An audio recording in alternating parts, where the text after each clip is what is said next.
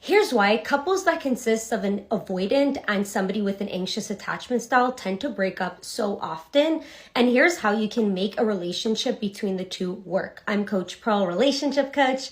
Let's get into it.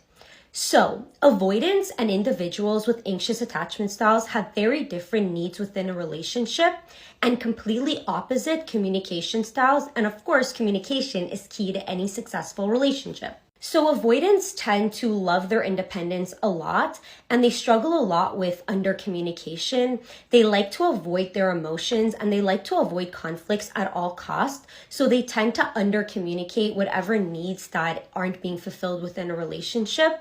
And they struggle a lot with giving that emotional validation and reassurance that somebody with an anxious attachment style might be seeking.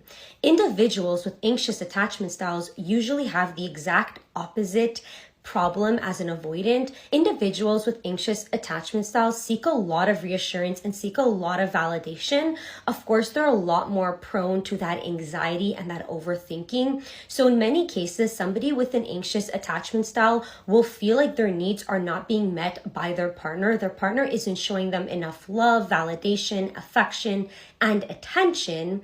And then they will communicate that with the avoidant, who will shut down emotionally, and then that's how the fighting begins. So couples where one has an avoidant attachment style and the other one has an anxious attachment style tend to clash a lot because they have the exact opposite needs. Somebody that's avoidant will want a lot more alone time and they might look for a lot less affection, whereas somebody that's anxiously attached might be looking for a lot more validation and reassurance from their partner and a lot more of that affection, those emotions, etc. So then there creates a lot of different clashes.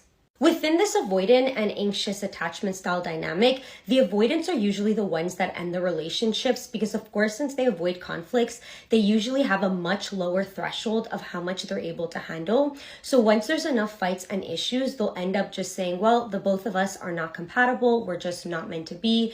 We can't see eye to eye. So they're much more likely to give up on this relationship than somebody with an anxious attachment style. So if you want to make a relationship like this work, first of all, you need to make sure to go into no contact with your ex, to give your ex all of the time and space they need in order to be able to miss you, to really redevelop some of those feelings and attraction that got lost during the end of the relationship throughout all of this fighting. And you need to give your ex the time and space to miss you and to want to fight and work through things.